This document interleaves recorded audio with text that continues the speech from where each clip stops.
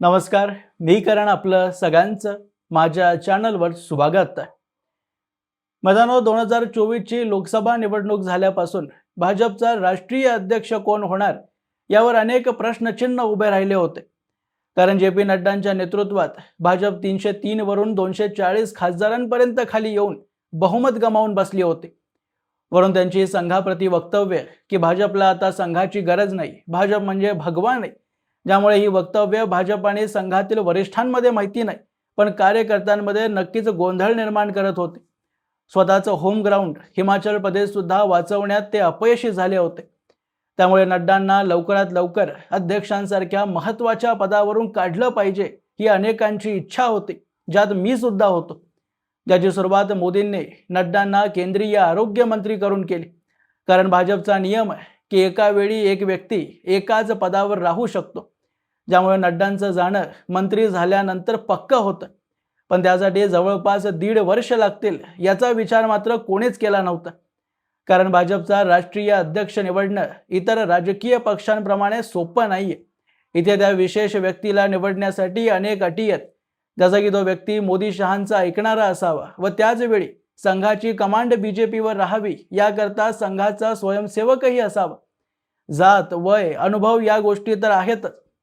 त्यामुळे या सर्व निकषावर बसणारा व्यक्ती शोधणं भाजपसाठी अत्यंत कठीण प्रक्रिया होती, ज्याचा अंत आज म्हणजे 20 जानेवारीच्या दिवशी झालाय.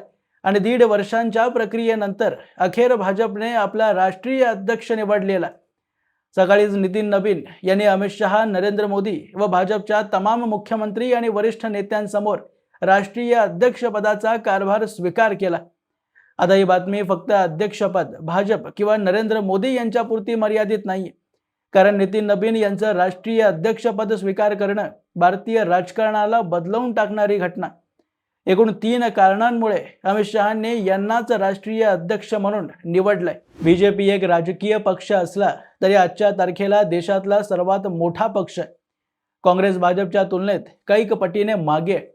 आणि हे केवळ कार्यकर्त्यांच्या संदर्भात नाही, तर पक्षाचा स्थानिक लेव्हलपर्यंत विस्तार, ॲक्टिव्ह नेत्यांची फळी आणि संपत्तीच्या बाबतीतही लागू होतं. 2014 पूर्वी भाजपचे देशभरात 200 कार्यालय होते. 2014च्या निवडणुकीत प्रचारादरम्यान अमित शहांना लक्षात आलं की जमिनी स्तरावर कार्यकर्त्यांची फळी तर आपल्याकडे आहे, पण त्यांच्या सोयीसाठी इन्फ्रास्ट्रक्चर नाहीये. कार्यकर्ते अपरात्री एकमेकांच्या घरी थांबतात, कधी कधी तर जेवणाची सुद्धा सोय नसते. म्हणून त्यांनी राष्ट्रीय अध्यक्ष होताच सर्वात पहिल्यांदा 2 नियम काढले की देशातल्या प्रत्येक जिल्ह्यात भाजपचं कार्यालय असलं पाहिजे व त्यात भारताचा, त्या राज्याचा आणि जिल्ह्याचा इतिहास, सामाजिक व्यवस्था आणि संवैधानिक माहिती सांगणारा एक ग्रंथालय सुद्धा असलं पाहिजे. आणि सोबतच ज्या जमिनीवर कार्यालय बांधलं जाईल ती जमीन सुद्धा अध्यक्षांच्या नावावर नोंद करून आपली स्वतःची असली पाहिजे. या कामाला अमित शहांनी इतकं गंभीरतेने घेतलं की आज भारतात भाजपचे 772 कार्यालय आहेत आणि अनेकांचं काम अजून चालू आहे. अमित शहा केवळ इमारत बांधून थांबले नाहीत, तर त्या कार्यालयाला आर्थिक मदतीसाठी केंद्रीय नेतृत्वावर अवलंबून राहावं लागू नये यासाठी स्थानिक व्यापाऱ्यांकडून देणगी सुद्धा घ्यायला सुरुवात केली. जो पैसा डायरेक्ट खर्च न करता त्याची बँकेत FD करून त्यातून मिळणाऱ्या व्याजाने कार्यालय चालतील असं नियोजन तयार केलं. निवडणूक आयोगाला दिलेल्या माहितीनुसार आज भाजपकडे बँकेत 10,207 कोटी रुपये पडलेत.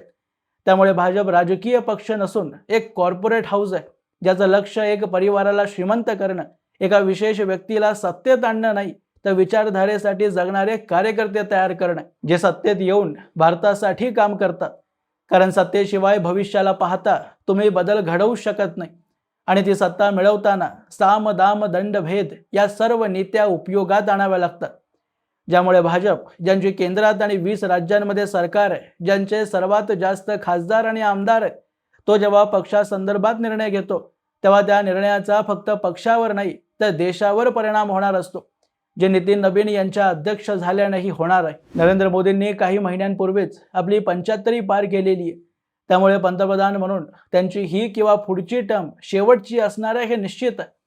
ज्यामुळे पक्षामधल्या नाही म्हटलं तरी काही नेत्यांची नजर पंतप्रधान पदावर असणं नाकारता येत नाही. विशेष करून तुमच्या पक्षात एकापेक्षा एक दिग्गज नेते असतील तर सत्तांतरण घडवणं फार कठीण होऊन जातं. त्यात इतिहासाने सुद्धा आपल्याला अनेक वेळा सांगितले की जेव्हाही एक शक्तिशाली राजा पायउतार होतो तेव्हा गादीवर बसण्यासाठी सत्ता संघर्ष अटळ असतं, जे टाळण्यासाठीच नितीन नबीन यांना राष्ट्रीय अध्यक्ष करण्यात आलंय, जे की पहिलं कारण सुद्धा आहे. मोदींचं वय झालं असलं तरी जागतिक आणि राष्ट्रीय राजकारणाला पाहता आपली पकड भारतावर अजूनही मजबूत आहे व आपल्याला राष्ट्रीय राजकारणात कोणीही आव्हान देऊ शकत नाही, ते बाहेरून असेल किंवा पक्षातून, हे दाखवणं आवश्यक होतं. त्यामुळे नितीन नबीन यांच्यासारख्या नवख्या व्यक्तीला भाजपचं राष्ट्रीय अध्यक्ष करून राष्ट्रीय राजकारणात आणल्याने मोदी शहांनी भाजपमधले आणि बाहेरच्या नेत्यांना स्पष्ट संदेश दिला की अजूनही आम्हीच भाजपमध्ये सर्व शक्तिशाली आहोत व आमच्या मर्जीशिवाय एक साधं पानही भाजपात हलू शकत नाही. कारण नितीन नबीन यांचं वय केवळ 45 वर्ष आहे आणि यामुळे ते आतापर्यंतचे भाजपाचे सर्वात युवा अध्यक्ष सुद्धा झालेत. सोबतच राष्ट्रीय राजकारणातही त्यांना भाजपाचे कार्यकारी अध्यक्ष होण्याआधी क्वचितच कोणी ओळखत होतं.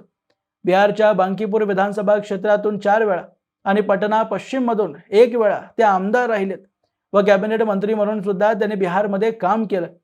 पण मोदींच्या कॅबिनेटमधल्या टॉप 5 ते 6 मंत्र्यांशीही त्यांची तुलना ताकदीच्या बाबतीत केली जाऊ शकत नाही. म्हणून नितीन नबीन सारख्या नवीन युवा नेत्याला अध्यक्ष करून प्रत्येक मुख्यमंत्री व मंत्र्यापर्यंत संदेश पाठवला गेलाय की मोदी शहांच्या हातातच अजून भाजपची कमांड राहील. व त्याच वेळी नितीन नबीन यांना अध्यक्ष करण्यामागचं दुसरं कारण सुद्धा हेच आहे की ते युवा आहेत. कारण नरेंद्र मोदी आपलं वर्चस्व सिद्ध करताना हे विसरले नाहीयेत की त्यांच्याकडे वेळ कमी आहे आणि त्यांना भाजपच्या युवा नेत्यांची दुसरी फळी तयार करायची, जे त्यांच्या नंतर कारभार चालवतील व ही वरिष्ठांची जबाबदारी असते की ते जाण्यापूर्वी पुढच्या पिढीला काम नीट समजावून सत्तांतर घडवून आणते. त्यामुळेच मोदींनी आज भाषणात म्हटलं की मी 3 वेळा पंतप्रधान झालो असेल पण पहिलं भाजपचा सामान्य कार्यकर्ता आहे व त्या दृष्टिकोनाने नितीन नबीन राष्ट्रीय अध्यक्ष असल्या कारणाने माझेही बॉस आहेत.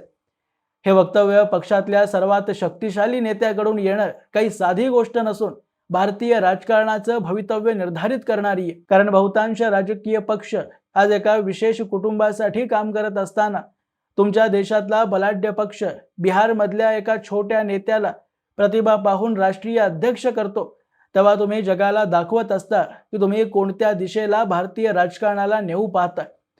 नितीन नबीन यापूर्वी भारतीय जनता युवा मोर्चाचे सरचिटणीस राहिलेत. 2023च्या छत्तीसगड विधानसभा निवडणुकीत त्यांना प्रभारी करण्यात आलं होतं आणि ही मोहीम भाजपसाठी अजिबात सोपी नव्हती. कारण 2018च्या निवडणुकीत 15 वर्षांच्या सत्तेनंतर भाजप छत्तीसगडमधून जवळपास साफ झाली होती. 90 पैकी 60 जागा जिंकून काँग्रेसने सत्ता स्थापन करत भूपेश बाघेल यांनी मुख्यमंत्रीपद स्वीकार केलं होतं. भाजपाला फक्त 33% मतं मिळवत 15 जागा जिंकता आल्या होत्या आणि त्यातही 29 जागा या छत्तीसगडमध्ये वनवासी समाजासाठी आरक्षित ठेवण्यात आल्या, ज्यापैकी 25 काँग्रेसने जिंकल्या होत्या. त्यामुळे परत एसटी समाजाची मतं आपल्याकडे वळवून छत्तीसगड जिंकणं सोपं नव्हतं. पण राज्य प्रभारी म्हणून नितीन नबीन यांनी ते 2023ला करून दाखवलं आणि भाजपने 54 जागा जिंकत पुन्हा आपला गड ताब्यात घेतला. ज्यावरून आपल्याला हे कळतं की नितीन नबीन यांच्याकडे संघटन सांभाळण्याचं कौशल्य तर आहे, पण त्याला वाढवून 2029च्या लोकसभा निवडणुकीसाठी तयार करता यावं, यासाठीच त्यांना आत्ताच राष्ट्रीय अध्यक्ष करण्यात आलं.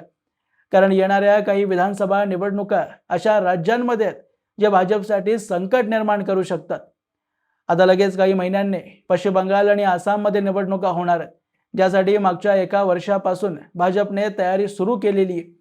त्यानंतर निवडणुकांचा वेग दक्षिण भारतात तमिळनाडू आणि केरळमध्ये वाढणार आहे व पुढच्या वर्षी सर्वात महत्त्वाचं राज्य उत्तर प्रदेश व सोबतच पंजाब, हिमाचल प्रदेश, उत्तराखंड, मणिपूर, गोवा आणि गुजरातमध्ये निवडणुका होणार आहेत. ज्यावरून नितीन नबीन यांना 2 वर्षांच्या कालावधीतच भारतभरात आपल्या पक्षाची कोणत्या राज्यात किती ताकद आहे हे समजून घेऊन लोकसभेची तयारी करता येईल. तिसरं आणि शेवटचं कारण ज्यामुळे नितीन नबीन यांनाच राष्ट्रीय अध्यक्ष पदासाठी निवडलं गेलं की ते अर्बन म्हणजे शहरी भागातून येतात. भारत सध्या अतिशय जलद गतीने प्रगती करतोय. गावं विस्तारतायत, लोकांच्या समस्याही बदलतायत. त्यामुळे 10 वर्षांपूर्वी गावात राहणाऱ्या व्यक्तीला ज्या सुविधा हव्या होत्या त्या सुद्धा बदलल्या व त्यांना समजून घेण्यासाठी त्यांचा नेताही शहरी भागातून येणं गरजेचं आहे. आज काँग्रेसचा राष्ट्रीय अध्यक्ष 83 वय वर्षाचा आहे, म्हणजे गांधी काळातला आहे.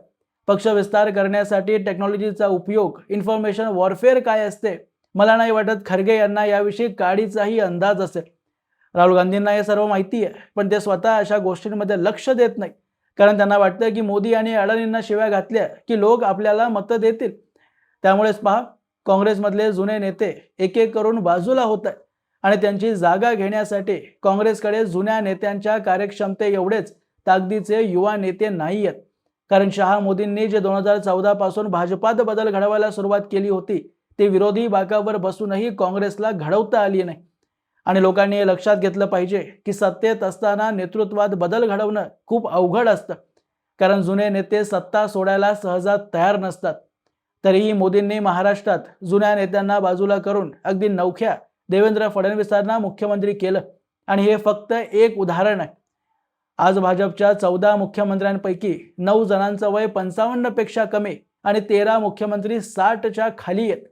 म्हणजेच मोदींनंतर देशाची कमांड सांभाळण्यासाठी भाजपकडे 13 असे नेते आहेत ज्यांनी मुख्यमंत्री म्हणून काम केलंय आणि अजून 20 ते 25 वर्ष सक्रिय राजकारणात राहून देशाची सेवा करू शकतात. त्यामुळे मोदींनंतर कोण याचं उत्तर आधीच मोदींनी शोधून ठेवलं. त्या 13 जणांचा उपयोग योग्यरित्या करून भाजपला केंद्रात सत्तेत आणण्यासाठी त्यांच्यासारखाच भाजपचं 20-25 वर्षांसाठी नेतृत्व करू शकणारा नेता म्हणून नितीन नबीन यांची खास निवड करण्यात आली, ज्यांची पहिली मोठी परीक्षा आसाम आणि पश्चिम बंगालमध्ये होणार आहे, ज्यावरूनच आपल्याला खऱ्या अर्थाने कळेल की ते लंबी रेस का घोडा आहेत का नाही. असोत, याबद्दलची तुमची मतं तुम्ही मला कमेंट बॉक्समध्ये अवश्य लिहून कळवू शकता आणि अशाच माहितीपूर्ण व्हिडिओज पाहण्यासाठी माझ्या चॅनलला सबस्क्राईब जरूर करा. भेटूया पुढच्या व्हिडिओमध्ये.